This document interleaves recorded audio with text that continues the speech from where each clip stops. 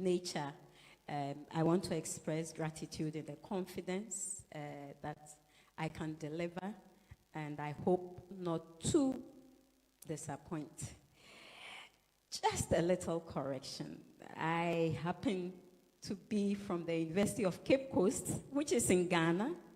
I did start my university education at the University of Ghana, but I've spent most all my working life at the University of Cape Coast, and I'm proud to be there and love being there. Yeah. I asked the chairperson, Dr. Yao Graham, mentioned the symbolism of this event really is what is humbling for me that I'm performing this. But I think that knowledge production is a critical tool in social change, because it's the knowledge that frames the discourse that legitimizes a system that gets people to accept or reject it. But it's also this knowledge that we use to guide our work and also shape the societies around us. So any publication in itself is a contribution to that knowledge. But we know that because of the political nature of knowledge production, it either strengthens the status quo or undermines it. And for people, I guess, looking at the number of people here who have made it here, I can say that there are people who in various locations, people here in various locations, are seeking to contest the existing framework, the existing systems at different levels, with different concerns, and at different scopes. So the symbolism of this document and what it represents is very important. Now, I must commend the efforts that has made this publication possible. The fact that some people remained alert and caught the classified documents and decided to capture it and render it in a form that is accessible to the reading public. And this continuous effort to ensure that it remains visible and not forgotten must be commended. It's a critical part of the struggle. My task as a reviewer, I assume, is to take us through the publication and highlight its structure, content, from front matter to back matter, traveling through the contents. Well, I intend to do so, and looking at the main body, the chapters, pointing out areas for attention. But I also want to offer suggestions for improving the presentation and its reach and appeal to readers. Now, in doing this task, I raise issues that I think it should attract our attention as people who are seeking social change, people who share a common concern for humanity, no matter their location and positions and levels of protection, to have available to them all that it requires for a decent living without worry. We know that sadly this is not the case in the world we live in. And we know that this world, in addition to the high levels of militarization, we live in a world where all forms of national disagreements are solved by military might. Fortunately, this deception of exclusive right to military might is being blown, and that's important. We live in a situation where there's a threat to the basic existence, the physical existence of humanity, and we are operating at business as usual. We are told that we are reaching the tipping point where nothing can reverse the global warming to flood our world, increase diseases. We've just been through a pandemic, and we are being assured that there are yet more pandemics to come. The intensification of neoliberalism, the extreme commodification of every aspect of our life, social, as anything you can think of. The debt crisis, rising poverty, youth unemployment, the absence of leadership everywhere, but even more intense on our continent. Let me also raise the right-wing revival, because alternatives really to the left have not been forthcoming. We face the specter of right-wing revival, which is undermining the existing rights we have. And for us in feminist struggles, the backlash around sexuality, the whole issue of homophobia, which in Ghana we have captured as family values, and we are spending more of our time in looking at criminalizing people's sexual orientation and sexual preferences, and not looking at the things that are threatening our very existence. These are the signs, and clearly the current political economic system, you are right, Chair, has run out of solutions. It has no solutions. It's actually creating the problems. It is in this background that I undertook the exercise of the review. It was not an academic exercise. I'm sorry. A political endeavor. I'm aware of this need to devise alternatives that respond to human needs. A political economic system that situates human needs and does away with the insatiable greed of capitalism for profit. The book, we are told, that will be launched later, is a reproduction of documents that span 1964 to 68, made up of reports, diplomatic conversations, in foreign relations, intelligence memos, telegrams, letters from Nkrumah, letters from Johnson. They were prepared as briefings or recommendations for endorsements, meetings held to discuss coup plots, how to undermine Nkrumah, how to gain and maintain a foothold in Africa. There are sections also that are excerpts from books, one by Mahoney on CIA's role in Ghana's first school, naming the local collaborators. Paul Lee's write-up also that put together the declassified documents, and a contribution also by Bafwa Nkrumah. So really, it is a book whose main text is derived from secondary sources, but put together for a purpose. Yeah. Now, the background to the publication really is established in the front matter in the preface, which notes the context of African countries at the time it was of the launch of the fourth edition, which was 40 years after the coup. It noted the civil wars, internal strifes, and in Africa, in Libya, in Zimbabwe, Cote d'Ivoire, Syria, Iran, and all that. Yeah. Now, I must say that this book is situated in the 60s also. The 60s that were critical years in Africa as colonial rule was ending, and the expectations that there will be something new, something different, that the resources within our continent will be deployed to the benefit of its people. We note that there were different attitudes from the colonial governments, the British, to the French, to the Belgians, and the most extreme being the Portuguese. We know that all former colonies of the Portuguese had to resort to protracted civil strife before they could gain their independence. It was within this environment that Nkrumah emerged as a leader to Ghana, the first to gain its independence, and was very clear about the connection between Ghana's independence and the rest of Africa.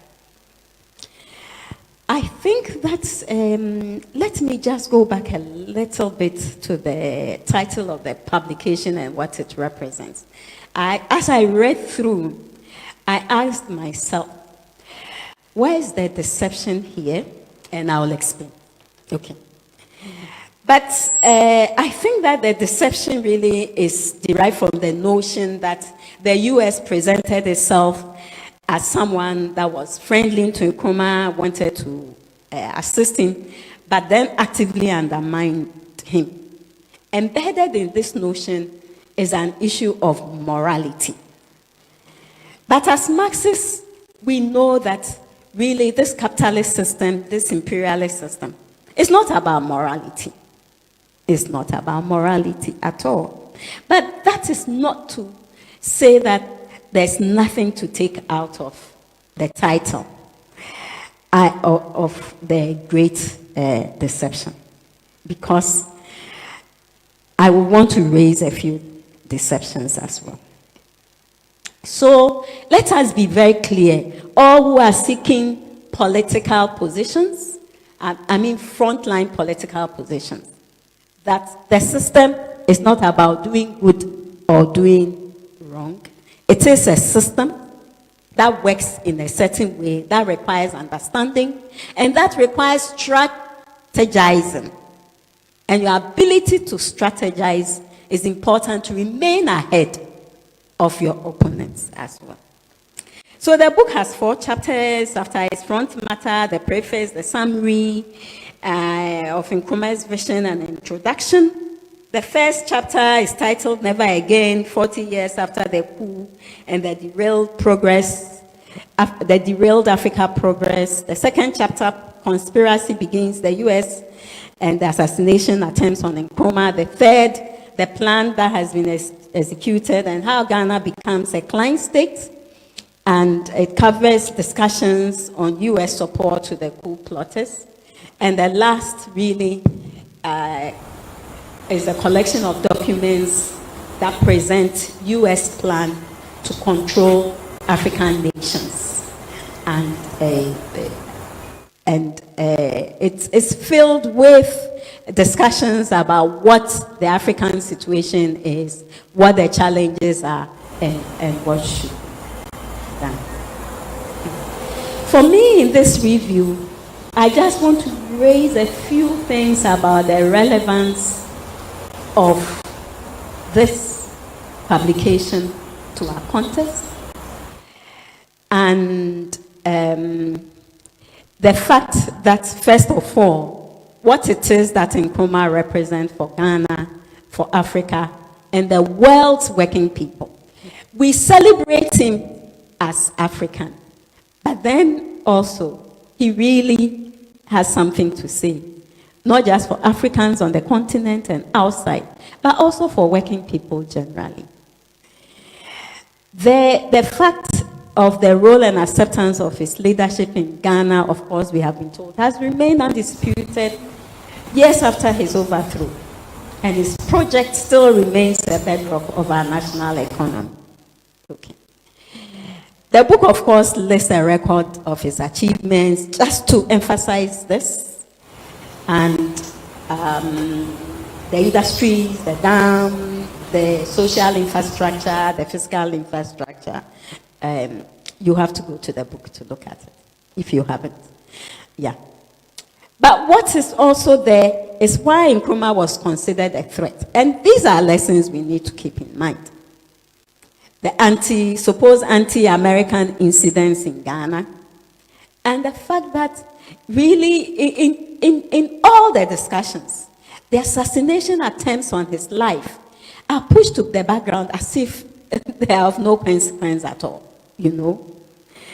The so-called expulsion of U.S. academics in Ghanaian universities, the daily rendering of U.S. as a scapegoat for the national economic challenges that we are facing, and even his failure to take action against anti-U.S. demonstrators, and his Marxist leanings, his clothes, and the fact that even whilst he's criticizing the US, he has nice things to say about the communists. And the last straw was the publication of his book, Neocolonialism, The Last Stage of Imperialism. You need to read the book to see the reaction of Assistant Secretary Williams summoning the Ghanaian ambassador to the US to protest about the book's hostility to its anti-American tone. I think the thing that I find really interesting is that America is worried about its image. I don't think that is worried about its image now. I mean, looking at what is going on in Palestine, and the fact that no Palestinian killed, no family member of a Palestinian that has been killed has been met by the US president. But then, the Russian dissident's wife has been met by the US president. And the US, I don't think that the US is interested in its image now, I hope. But then also one of the things that made Nkrumah, made Nkrumah appear a threat to the US also was the fact that he should not serve as an example to other African leaders. That was very, very important. In fact, what is interesting are the players in the memos, the reports, the discussions, and the meetings that tells you the level of threat that Nkrumah was considered. So presidents, CIA directors, high-ranking officials from the State Department, the Secretary of State, national security staffs, ambassadors, White House staff. And I mean, as I went through the documents, I said, really, if I could put together the number of hours that was spent, it tells us how critical Ghana was. And for those of you really very interested in rewriting history, Nkrumah was a force. Because if all these people invested their time and energy and intelligence, everything, to focus on him, holding meetings after meetings, it tells us how much of a force he was. There were other players also. Private investors, Kaiser, we will understand very soon. The US Peace Corps volunteers also. And then the African-American leadership. And the fact that there was a consistent engagement with the African-American leadership in the US to ensure that they do not develop into a strong lobby of the scale of Israel. That is really very important, you know. There were the European allies, the British Prime Minister, political heroes, for example, Edgar Player, who was being considered to be honored because he saved the American flag from being desecrated. This was during the demonstration against the US in Ghana. Of course, there's the international institutions, the World Bank, the IMF, the Exim Bank, research institutions, NATO, International Court of Justice. They are all there pointed out as critical players. I mean, how many years now, and they are still critical players. Then there's the African states, the AOU, there's Olympia of Togo, and the Entente states of Francophone West Africa. But the local collaborators also that were identified. Because you see, the memos, the reports will talk about who you can work with and who you can use. Yeah. So the pro-Western military and police officers were identified very early. Ankara, Hali, Otu, Bedem, and then there's also Bedema. Civil servants, university academics, and there's mention of this forceful Irishman who was at the University of Ghana, opposed to Nkrumah. And then there's J.B. Dankwa, who actually allowed alterations in U.S. foreign and security policy. Others identified were farmers and market women. I don't know what really they did, but then the history tells us what they did. What were the weapons identified? So I raised these things, and these have been taken out of all the chapters, but I raised them because I think in this review, I want us to take away lessons for strategizing, for mobilizing, for doing activist work. What were the weapons that were used? In fact, it is stated that these weapon strategies should be carefully selected gradual measures to set in motion chain reaction that will lead to Nkrumah's downfall. Carefully selected. They are not the exact words, I've changed them. But these strategies should be cautious not to undermine pro-Western elements and the image of the U.S. This image of the U.S. Right, okay. So how did it play out? Personal and emotional pressure. Assassination attempts on Nkrumah, the bombs, bullets, creating a sense of insecurity to divert attention and to undermine his legitimacy. And there were times in the reports, it was almost as if they were gloating, you know.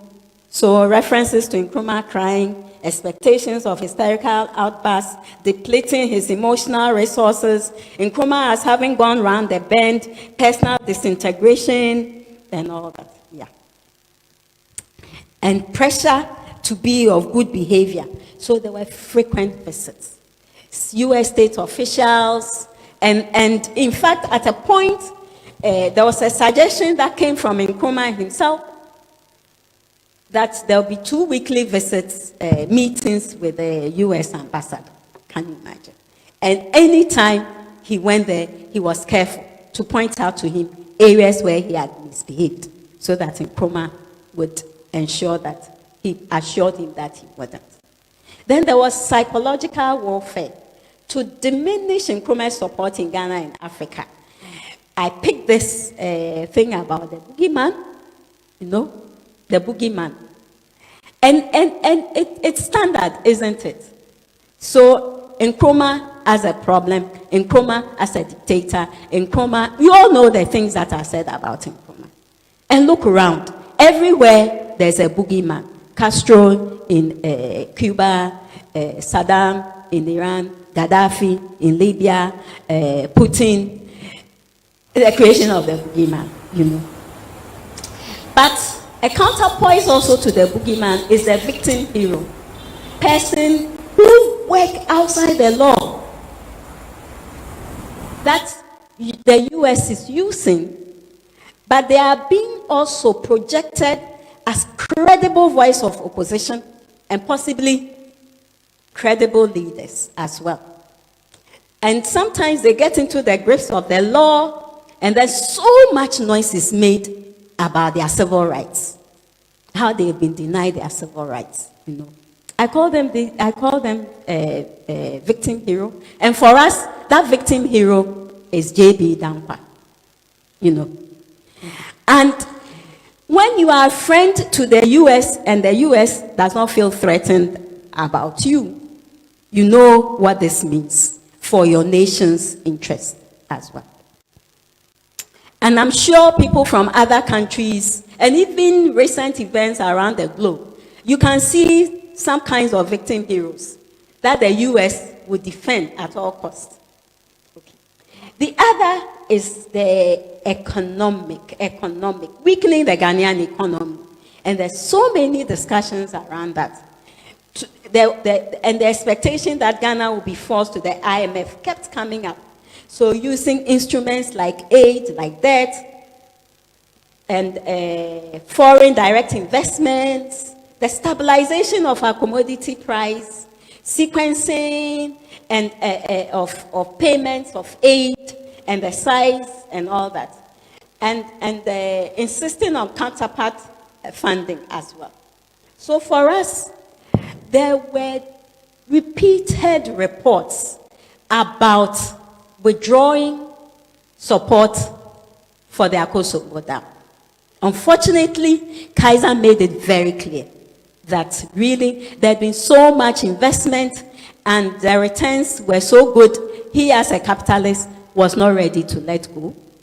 Then the level of finances that had gone on also, it was also very clear that if they stopped, then the communists will come in and they will lose their hold. But it kept coming up and it kept coming up. Aid was also a political weapon, and aid was withheld as well. Then there were the institutions of socialization. Really, one of the deceptions is the National Geographic magazine, which is being celebrated as one such source material that can get Ghanaians to get rid of their Marxist and communist ideas and get them to be friendly to the US as well. Then the Voice of America, the Cultural Affairs, Education, Scholarships, Telecommunication System, and Peace Corps volunteering as well.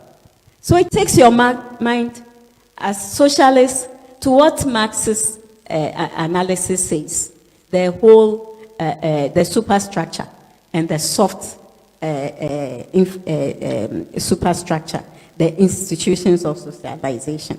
But the AOU also was seen as a platform for controlling, because it would allow the US to present itself as supportive of struggles for independence, especially in Southern Africa and the Portuguese as well.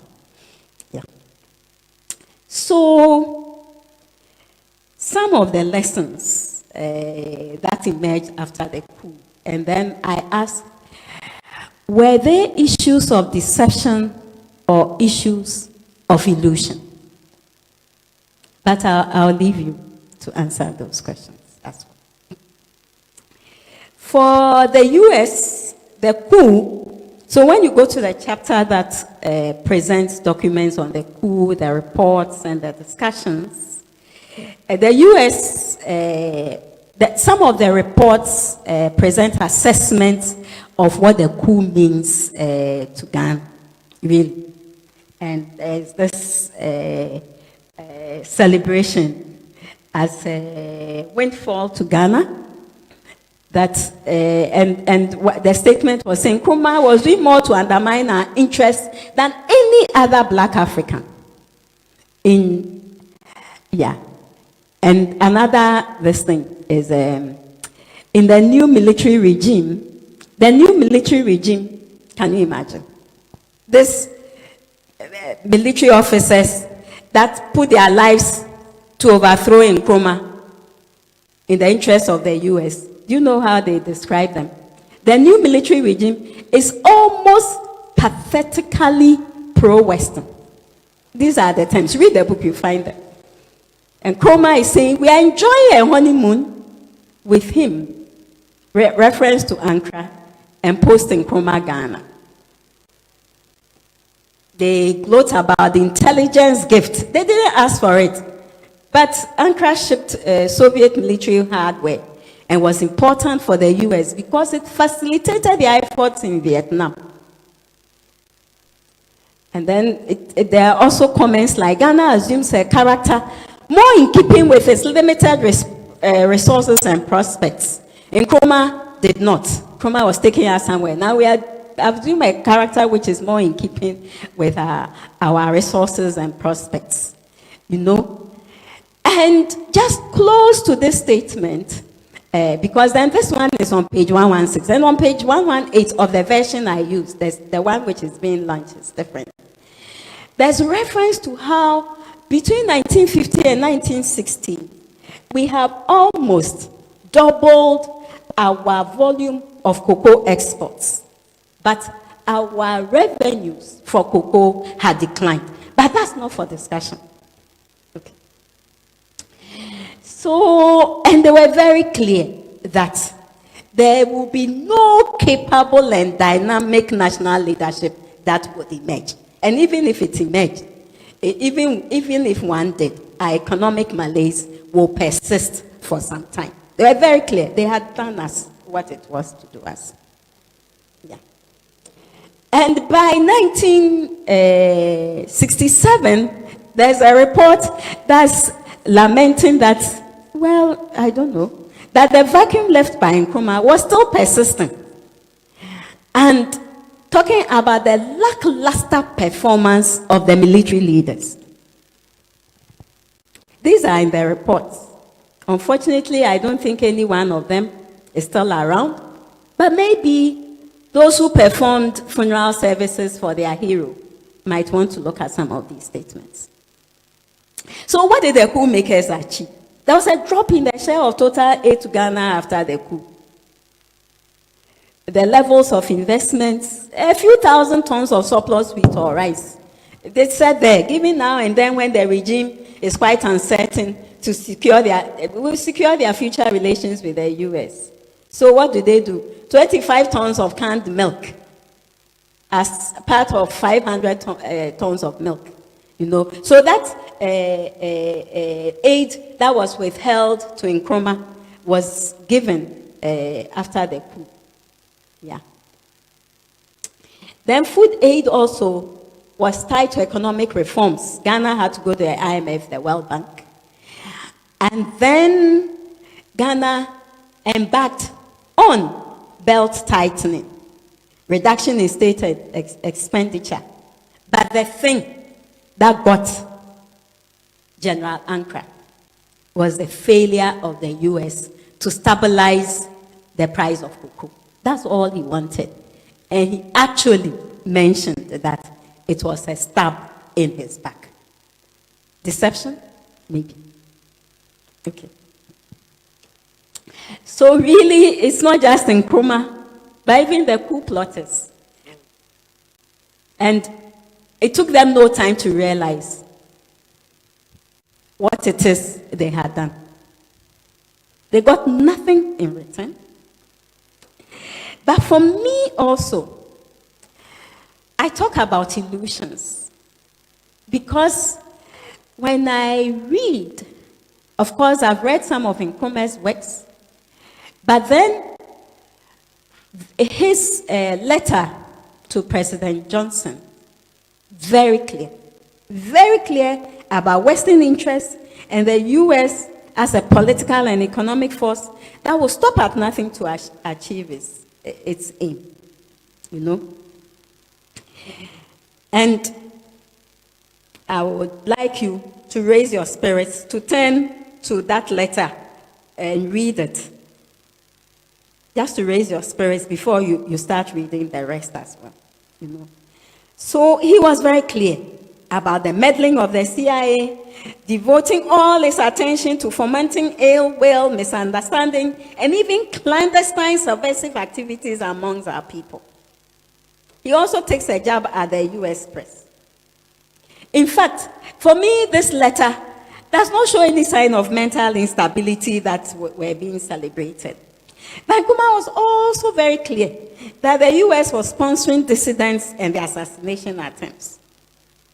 What one doesn't understand was his desire to maintain friendship with the US and stay neutral, and keen to maintain good relations. I think these are lessons we might want to take, especially people who are seeking to take over Kwame Nkrumah's Ghana. The friendship, the US friendship. And I'm sure, even those of you in opposition, even those of you who are thinking of standing, that you have been receiving visits. And even when you have traveled, you have been invited to dinners. Now that we are in the process of discussing our debt and the restructuring, you should know that the pressures will come. The pressures will come, and it's going to be even more critical We don't know where the war in Palestine will be. We don't know where it will be. But even if it's over, there'll be issues about what we do with Palestine. We don't know where the war in Ukraine, between Ukraine and Russia will be, but that will also be there. But as we have also been told, this imperialism and the way it feels threatened, so there's going to be a lot of pressure, and that pressure will come in different forms. And this really is something that if Nkrumah, at this level of political, intellectual clarity, could not hold on and acquiesce to it, what do we do? But also the fact that he retained foreign private capital in the scheme for developing, for our development. In fact, the 7-year development plan, private capital, foreign capital had a role to play. And the price of cocoa also was critical in that. And therefore, this way in which he exposed himself, maybe, I think, it was an absence of a strong social change movement, a critical political base to support him. And I think this is important. The documents that are declassified and the lessons that I want us to take, all of us, even those of us that are in the communities doing social change work, is that there's especially the last chapter is filled with documents that is preparing the grounds for the US to maintain its hegemony. So analysis about the trends and the situations and which ones are likely to influence the stability of Africa and undermine Western interests. In fact, the US was very clear that Africa in itself did not pose a threat. What it didn't want was for Africa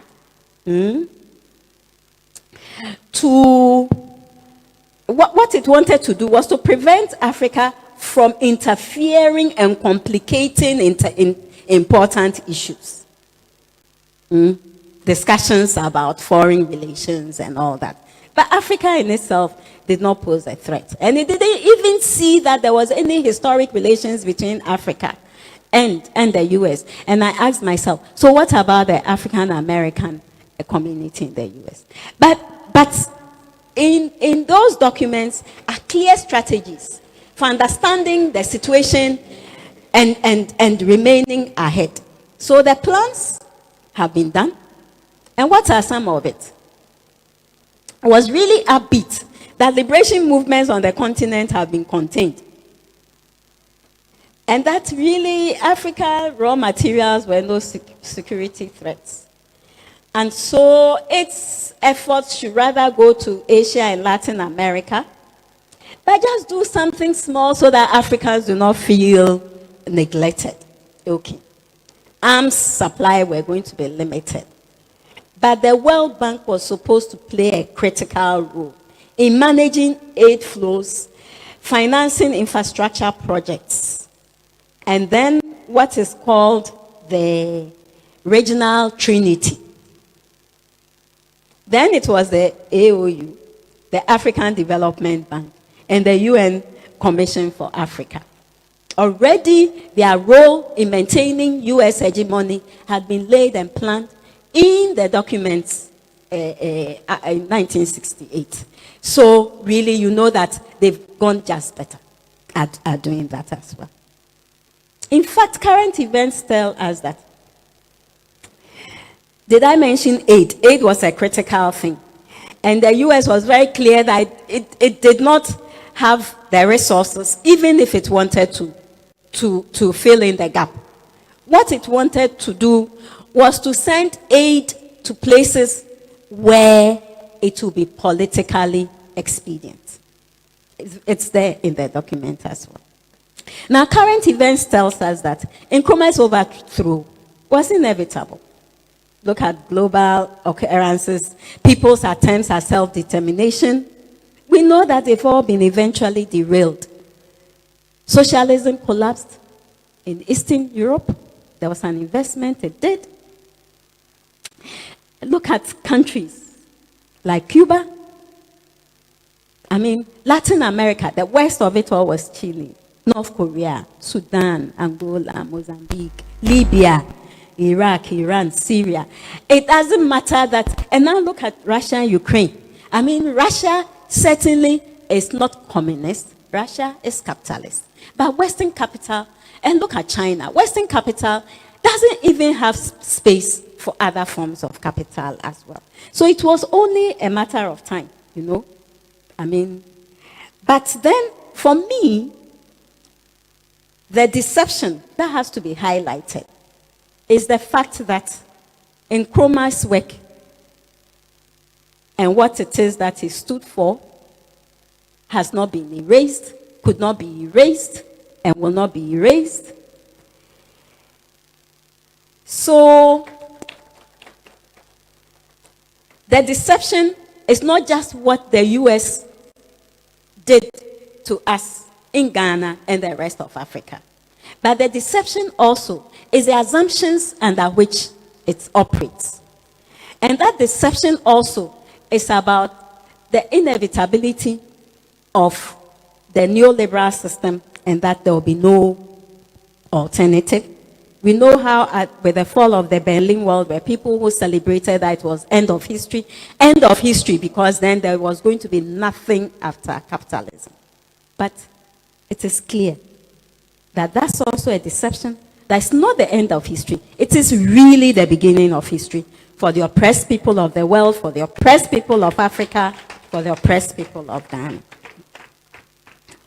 Now, for us, our political leaders should note that the only way they can counter this is to invest power in their people to meet their needs. We know, I mean, I listen to discussions from political figures and all that. Everybody is talking about the IMF and the World Bank and what they can do. We haven't started that discussion yet. We need to start that discussion. There's nothing in there for us. If you go there thinking that there'll be something for us, that's an illusion. You deceive yourself. We need to invest in people.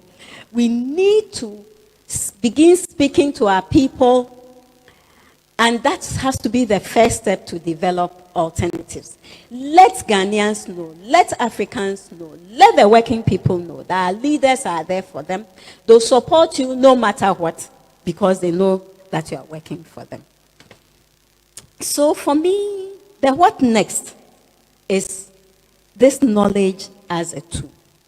Because just like you, Chair, I happen to have grandchildren. I've been looking at their textbooks and what it is that is written in them and what it is that is presented, you know. And I think that the readership, the targeted readership, should not be just adults like us, but should also be thinking about even younger readers.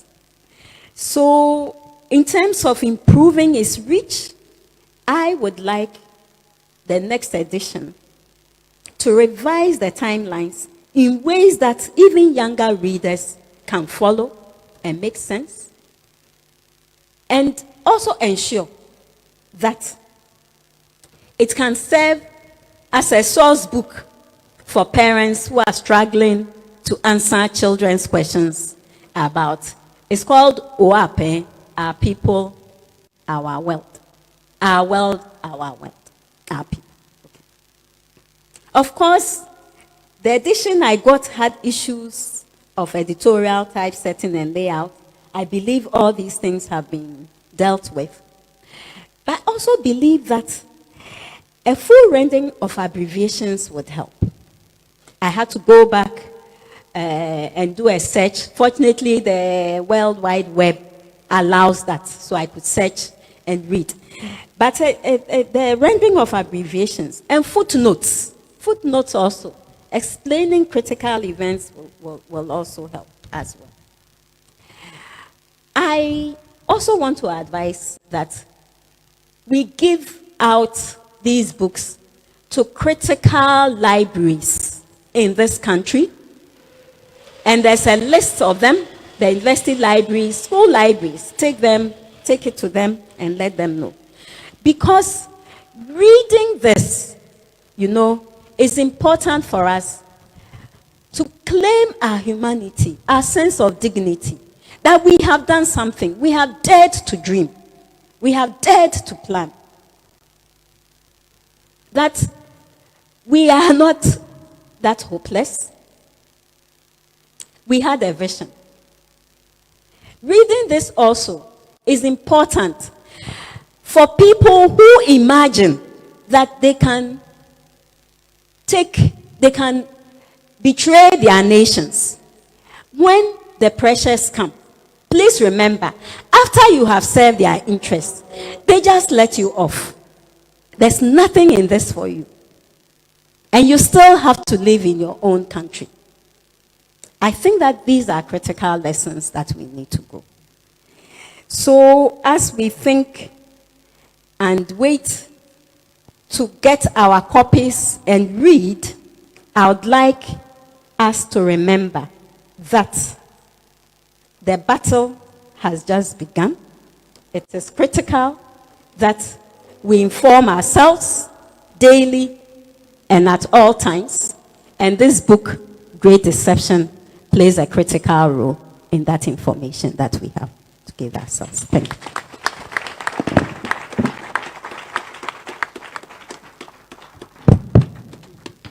Akua, thanks very much for